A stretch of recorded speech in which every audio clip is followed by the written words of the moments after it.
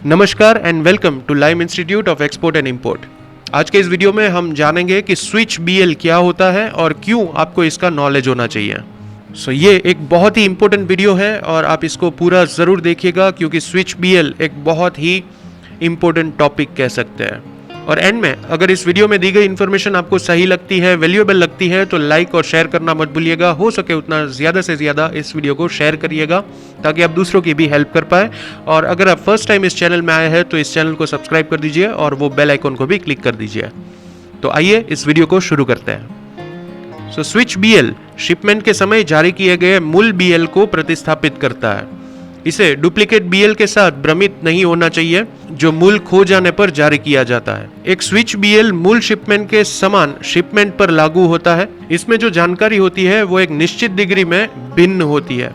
हालांकि यह मूल बीएल के समान उद्देश्य को पूरा जरूर करता है जो इस प्रकार कार्य करता है। शिपर और कैरियर के बीच में माल की ढुलाई के लिए एक अनुबंध, गंतव्य पर प्रेषिती या एजेंट के लिए माल की सुपुर्दगी की रसीद, माल के शीर्षक का एक दस्तावेज। और अगर हम इंग्लिश में इसे जाने तो इसके पर्पसेस जो है वो इस तरह से है। A contract for carriage of goods between shipper and carrier, a receipt for delivery of goods for consignee और agent at the destination, a document of title of the goods. अब जानते हैं इसका अनुरोध कौन कर सकता है। लदान का बिल ओनरशिप का एक दस्तावेज है, इसलिए केवल कार्गो मालिक या प्रिंसिपल ही स्विच बीएल का अनुरोध कर सकते हैं। अनुरोध करने वाले पक्ष के पास मूल दस्तावेजों का पूरा सेट होना चाहिए। अब इसे जारी कौन कर सकता है। एक स्विच बीएल अनुरोध एक वाहक, उनके एजेंट या फ्रेट फॉरवर्डर द्वारा अनुमोदित किया जा सकता है। अब जानते हैं कि इसका उपयोग कब किया जा सकता है। यह एक उदाहरण के साथ सबसे अच्छी तरह से समझाया गया है। हांगकांग में अगर एक वितरक यानी कि ट्रेडिंग कंपनी चीन में एक कारखाने से यानी कि इंडस्ट्री से प्लास्टिक कार के पुर्जे खरीदती है और उन्हें संयुक्त राज्यों में यानी कि यूनाइटेड स्टेट्स में एक ऑटोमोबाइल फर्म को बेचती है, चीन से सीधे अमेरिका को माल भेजा जाता है। इस तरह के लेन देन के लिए बीएल के 2 सेट होने आम बात है। मूल में कारखाने यानी कि शिपर और वितरक यानी कि कंसाइनी के बीच में लेन देन शामिल है। यह शिपर को जारी किया जाता है जब कार्गो लदान के बंदरगाह पर सीमा शुल्क करता है। अब फैक्ट्री द्वारा वितरक को बीएल हस्तांतरित करने के बाद वाला दस्तावेज वाहक फॉरवर्डर को सौंप देता है और स्विच बीएल का अनुरोध करता है। स्विच बीएल में वितरक जो कि अब शिपर है और यूएस में अंतिम खरीदार, इनके बीच में लेन देन शामिल होते हैं। इसे जहाज के मार्ग पर किसी भी स्टॉप पर जारी किया जा सकता है बशर्ते वाहक का उस देश में कानूनी कार्यालय होना चाहिए। स्विच बीएल का एक उद्देश्य इस मामले में शिपर जानकारी को बदलना है। वितरक दोनों को सीधे एक दूसरे से निपटने और मीडिएटर को काटने से रोकने के लिए खरीदार से और इसके विपरीत निर्माता की पहचान छिपा कर रखना चाहता है। ऐसे केसेस में स्विच बीएल का यूज होता है। स्विच बीएल का अनुरोध करने के कुछ और भी कारण है जो कि कुछ इस तरह से है।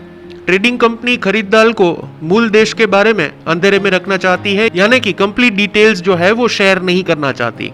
फिर वह निर्माता की पहचान को आयातक से छिपा कर रखने के लिए हो सकता है। ऐसे केसेस में यह भी हो सकता है कि माल रास्ते में फिर से बेचा गया था और निर्वहन के बंदरगाह को बदलना पड़ा था। माल बीएल से पहले निर्वहन के बंदरगाह पर पहुंचे। ऐसे केसेस में भी स्विच बीएल का यूज होता है। माल को मल्टीपल बीएल्स के तहत छोटे पार्सल में भेज दिया था लेकिन खरीदार सभी सामानों को कवर करने वाले एक बीएल को पसंद करता है, या इससे विपरीत केसेस में भी स्विच बीएल का यूज होता है। गंतव्य पर सीमा शुल्क या मालवाहक ने कार्गो विवरण को संपादित करने का अनुरोध किया हो, ऐसे केसेस में भी स्विच बीएल का यूज होता है। तो हम उम्मीद करते हैं कि आपको स्विच बीएल के रिलेटेड सारी जानकारी हासिल हो गई होगी और ये वीडियो जो है वो हमने आप ही की एक कमेंट से आपके ही क्वेश्चन को आंसर देने के लिए बनाया है। तो अगर आपके माइंड में भी कोई क्वेश्चंस है एक्सपोर्ट या इंपोर्ट से रिलेटेड तो कमेंट सेक्शन में हमें कमेंट करके पूछ सकते हैं। लाइम इंस्टीट्यूट में हम प्रैक्टिकल वे से कंप्लीट इन डेप्थ मैनर में एक्सपोर्ट और इंपोर्ट की ट्रेनिंग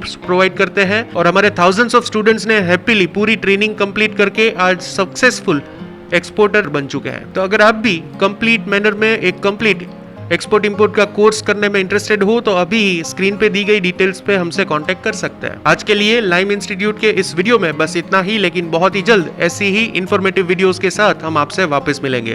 तब तक के लिए धन्यवाद।